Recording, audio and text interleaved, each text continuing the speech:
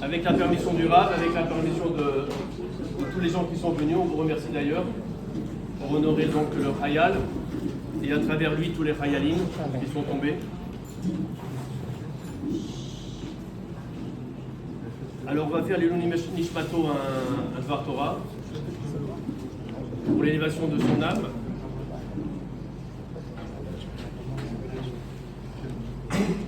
Et le thème que j'ai choisi, contrairement à l'année dernière où c'était un peu plus technique, hein, c'était un Siyum Maseret, là c'est un thème que j'ai choisi qui est vraiment d'actualité, la Emouna. On est en plein dedans.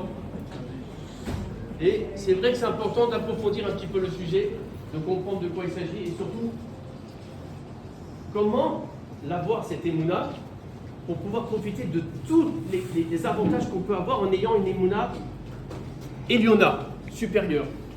Une Emouna supérieure, c'est le top. Alors c'est un petit clin d'œil à ma fille Ethel qui depuis 3 ans fait des cours Emounatan toutes les semaines.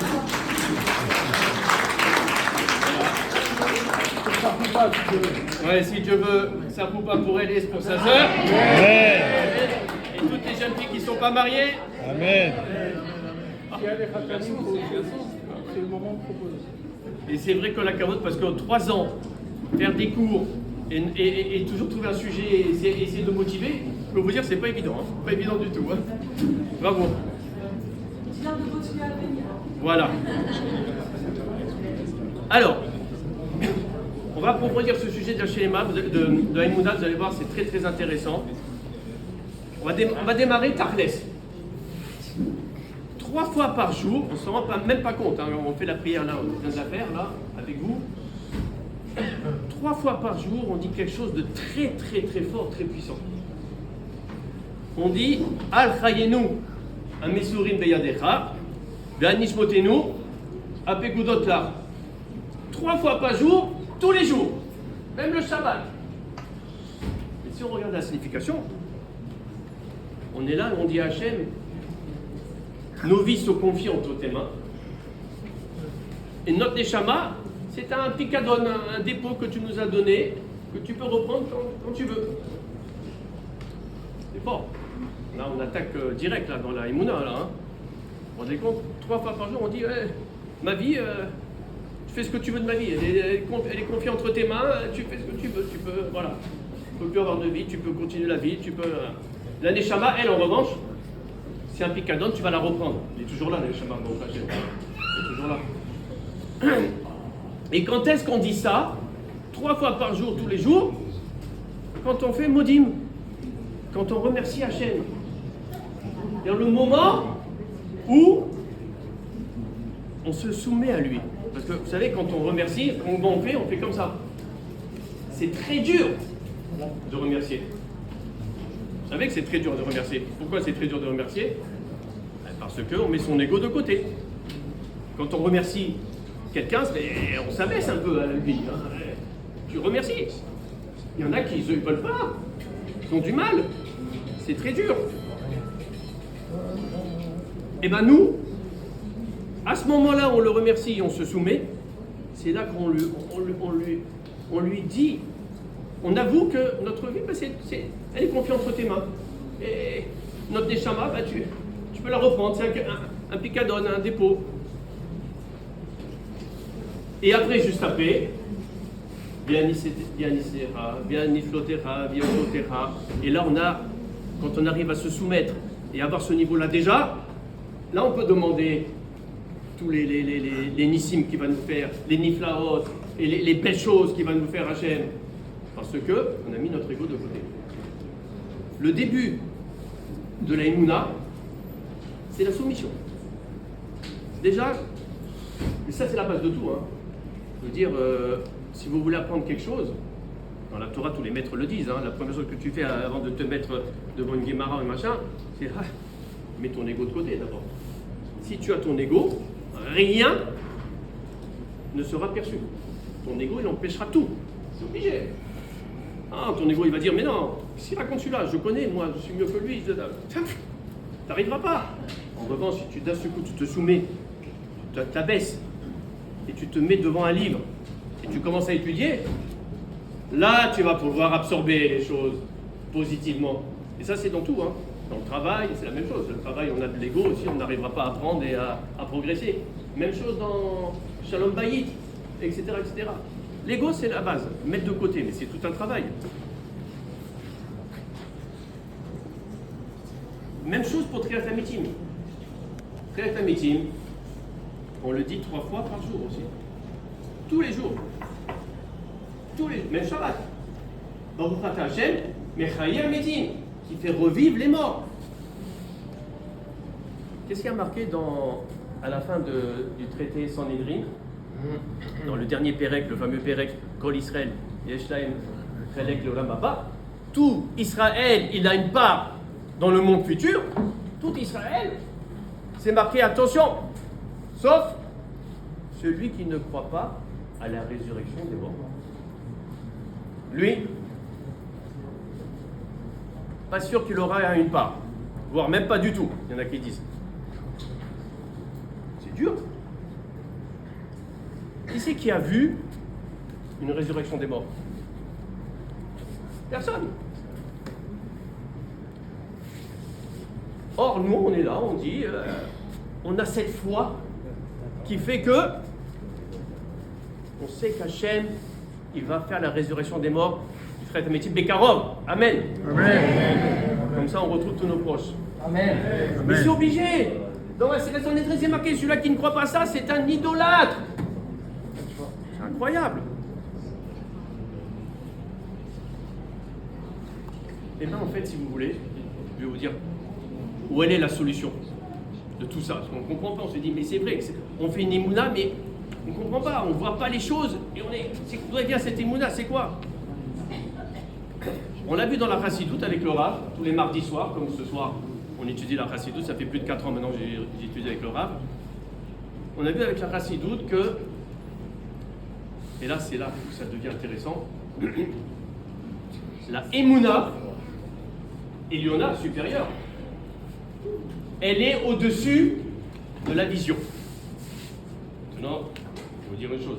Je vois un arbre dans le coin de l'immeuble, et je vous dis, je crois voir un arbre dans le coin de l'immeuble. C'est quoi le mieux? Je vois un arbre dans le coin de l'immeuble. C'est plus logique, ça. Ça passe avant, c'est au-dessus. Ça, tu as vu, c'est clair et net. Non. C'est faux. Parce que des fois, il y a des choses que l'on croit voir. On pense qu'on a vu. Un magicien, un illusionniste, un prestidigitateur. Il vous fait voir des choses qu'en fait, c'est pas vrai. Vous croyez que la carte, elle est coupée, déchirée. C'est pas vrai, il n'a pas déchiré. C'est un roule, c'est un malin, il a fait tac, tac, tac, tac. Vous n'avez rien vu. Mais vous croyez, vous dites, mais non, j'ai vu, la carte, il l'a déchirée. Et après, hop, elle est redevenue normale. Qu'est-ce qui s'est passé? Ah. Le monde où on est, le monde là, ici où on est, c'est exactement la même chose. On est dans Olam Hasheker, dans le monde du mensonge. On voit tout à l'envers. Tout est faux. Et effectivement, on le voit avec ces magiciens et ces précisateurs, ils peuvent nous faire montrer ce qu'ils veulent. En revanche, le pouvoir de l'Aïmouna, c'est que l'Aïmouna, elle va aller tellement fort, tellement loin, que ça devient une vision spirituelle. Et là, c'est la vérité que tu vas voir, le vrai émet. Ce qui n'est pas le cas là. Là, aujourd'hui, on n'est pas dans le Olam HaEmet, on est dans le Olam HaSheker. Ça n'a rien à voir. C'est la raison pour laquelle on dit dans le schéma, Velo Taturu, Achare Levachem, Vachare Lechem. Là aussi, on fait attention de ce qu'on reçoit par les yeux. Les Vafrem, c'est les envies qui vont nous faire des mauvaises choses, et les yeux qui vont nous faire rentrer des mauvaises choses, qui fait qu'on va créer ces clipotes de Touma, et ces clipotes de Touma vont faire que on va voir des choses, c'est pas la vérité. C'est pas la vérité. On est très loin de la vérité. Comme dans la Torah, c'est marqué aussi, qui a Shored, Yehaver, Ene Chachamim. La corruption, elle aveugle les yeux des sages. C'est quoi ça? Le pshat, bon, on a compris que le pot de vin, etc., il va effectivement aveugler le Chacham qui va prendre une décision un peu plus de ton côté que de l'autre, etc. Voilà, comme ça. Mais en fait, Rabbi Nachman de Breslev, il nous dit non, le Shochrad, c'est le Yetzer Hara. C'est lui qui va te corrompre. C'est lui qui va te faire que tu vas voir de travers et ce que tu vas voir, c'est faux. C'est lui qui va faire ça avec toute cette touma qu'il va te mettre en toi. C'est là qu'il faut combattre. C'est marqué aussi Ben Porat Yosef, Ben Porat, Ale Ayin. Ça veut dire un fils fertile, Yosef, un fils fertile, Ale Ayin, au-delà de l'œil. Alors bon, le pshat, c'est que Yosef n'a pas de Aïnara contre lui. C'est complètement faux. Hein. Yosef, c'est celui qui a eu le plus d'Aïnara. Et d'ailleurs, je ne sais pas si moi je m'appelle Yosef, je peux vous dire, en Israël, aucun Israélien vous appelle Yosef. Non, je peux vous dire, je m'appelle Yosef, personne ne vous appelle Yosef en Israël. Ils ont peur. Ils disent non, on ne peut pas appeler Yosef, c'est dangereux pour l'Aïnara. Yossi. Ils s'appellent tous Yossi, les Israéliens. Ils ne s'appellent pas Yosef. Parce que c'est connu. Alors c'est quoi ce Ben Poret Ale Ayin? Rabbi Nachman il nous dit Ale Ayin, ça veut dire que Yosef c'est devenu Yosef Hatzadik parce qu'il a combattu le Yetzer Hara de la femme de Potiphar. Comme il a combattu ce Yetzer Hara, ce Shochrad, comme il a fait un travail extraordinaire, il a eu ce type de Tzadik, alors à ce moment-là, oui, il est au-dessus de l'œil du commun du mortel, des communs des mortels.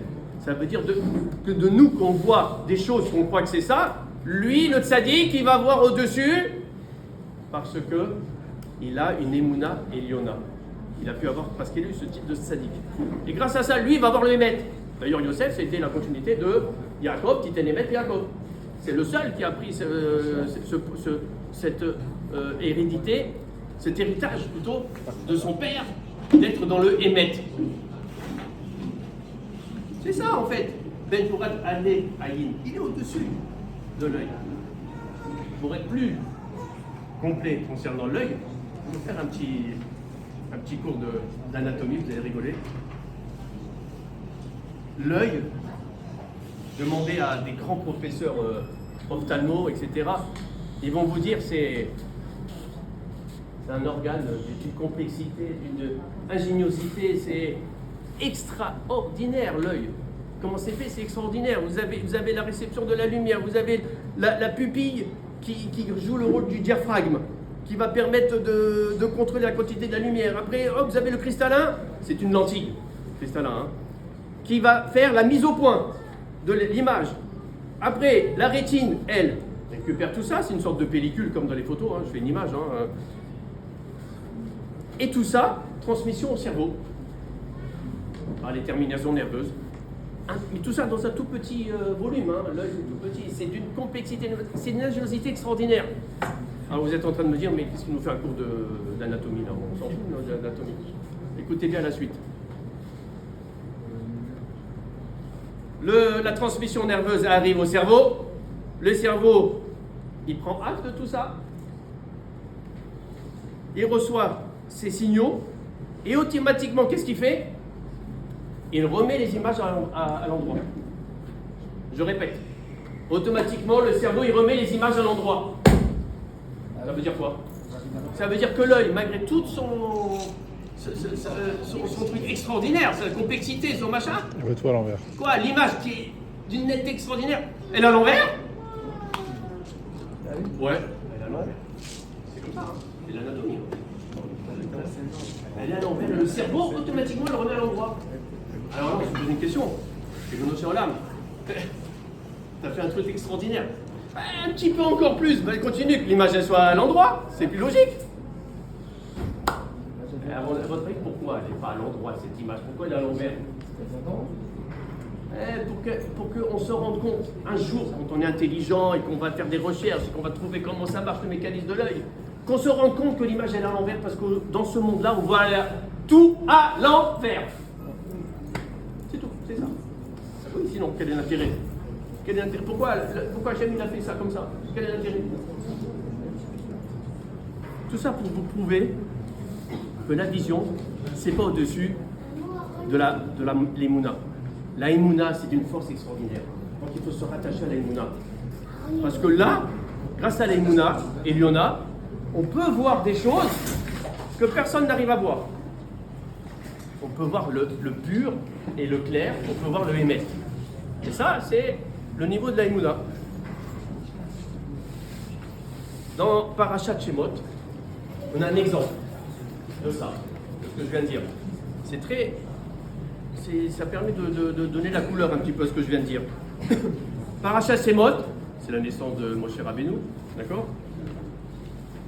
Alors, on connaît toute l'histoire de Moshe Rabbeinu, il a été prince, après il a dû partir, après il s'est marié avec Tzipora, il a eu le buisson ardent, et Hachem qui lui dit tu vas être le Messie, le Mashiach. Oui, mais comment, tac, à la fin il accepte. Une fois qu'il accepte, il dit oui, mais ils vont pas vouloir m'accepter, les Béni Israël. Moi je suis parti, je les ai laissés comme ça, et je les ai abandonnés. Et ça fait 60 ans qu'ils sont dans une misère totale. Comment ils vont m'accepter?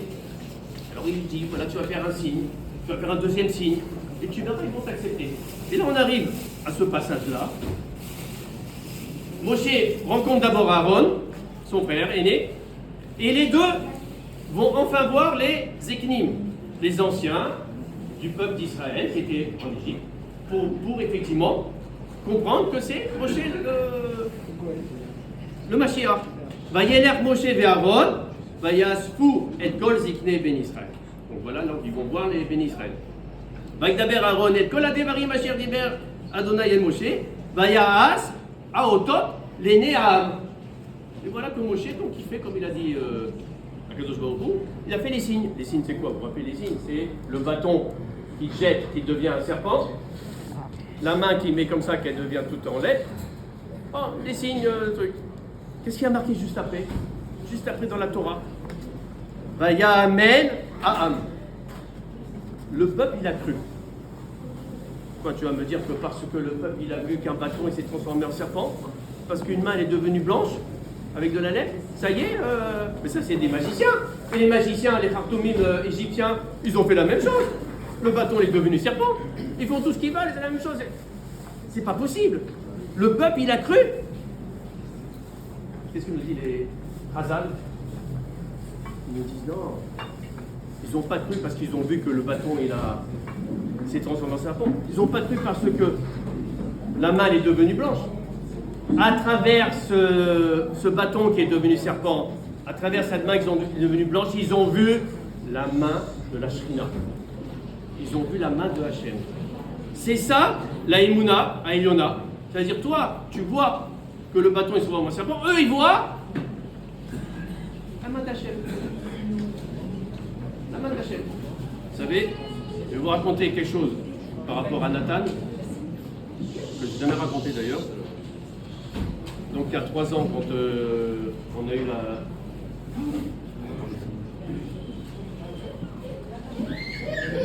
Il y a 3 ans, quand on a eu quand l'armée est venue, dans la nuit,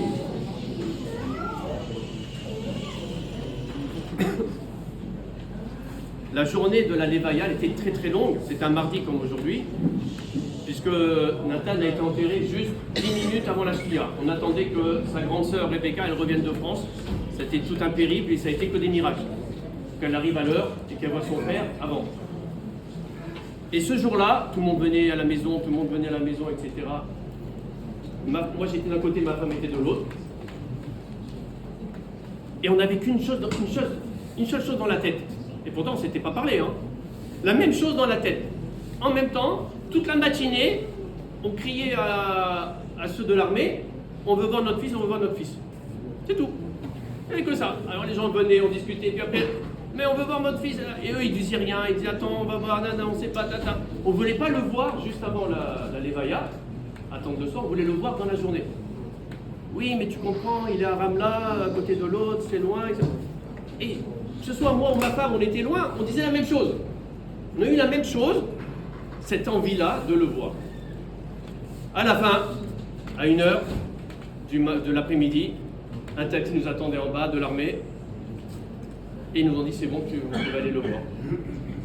On était dans la voiture, on était avec mon beau-frère Cédric.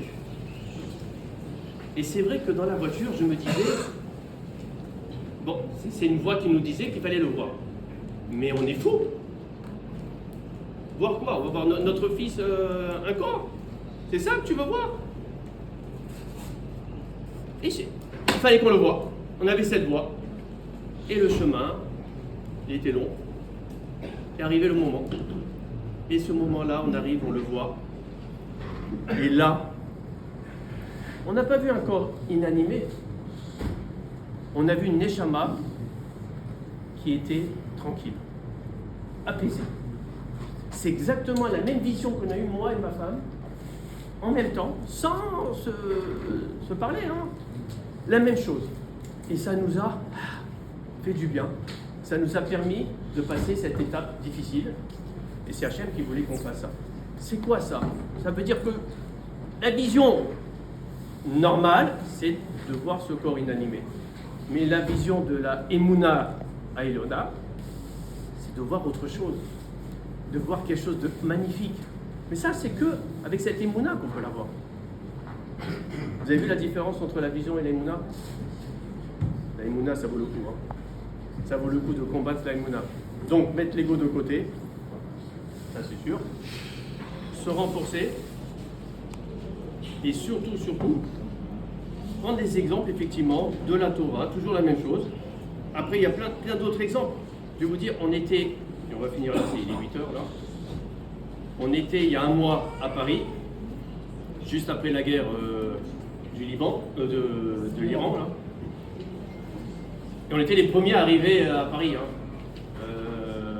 Voilà, dès qu'on trouvait un vol avec El Al, etc., ça a été pas évident, mais bon, on a réussi. Au bout de 4 jours, hop, on a pris le premier vol qu'ils nous ont donné. C'était bon, le nôtre était annulé, c'était pendant la guerre. On avait notre vol pour partir. Et on arrive là-bas. Et quand dans les communautés, ils voient que vous arrivez d'Israël avec ce qui s'est passé, etc., et, ça va, c'était pas trop dur. Et vous leur répondez tranquillement que des miracles. Que des miracles, on a vu que des miracles. On n'est pas d'accord? On a vu que des miracles. C'était que des miracles, des bombes d'une intensité, d'une force aussi violente, qui n'ont pratiquement rien fait. Il y a eu quand même malheureusement des dégâts, etc. Mais c'est 3 fois rien. C'est 1000 fois rien. C'est que des miracles. C'est ça le niveau de l'Emouna. Il y a ceux qui voient que la vie elle est dure, et ceux qui voient que c'est que des miracles. Donc voilà, et c'est pour ça qu'il fallait parler de ça aujourd'hui. Aujourd'hui, c'est un jour où on rend hommage à Nathan, mais à travers Nathan, on n'a pas le choix. Maintenant, on a oublié de dire, c'est tous les soldats. Et d'ailleurs, je voulais remercier mon ami Pascal Liard, qui est ici présent, qui a perdu son fils le 7 octobre. Voilà, lui aussi, son fils était Kfir. Voilà, et il était à Beersheba en course. Quand ils l'ont appelé très très tôt le matin, à 6h du matin, je crois, je ne sais plus combien, et qu'il a dû aller tout de suite à Gaza, et malheureusement, le jour même, il a été tué. Voilà, ce sont des tzadikim, et ceux qui sont là pour qu'on voit les miracles. Eux, ils les ont vus, hein, ils ont compris tout de suite. Hein. S'ils y vont comme ça, sans réfléchir, c'est qu'ils sont déjà au niveau supérieur de supérieur. Hein. Nous, on essaie de comprendre aussi, avec eux. Alors espérons si Dieu veut qu'on aura la Emouna et Yona, Mashiach Bekaro, et Triat Hametim, Amen. Zako Baruch.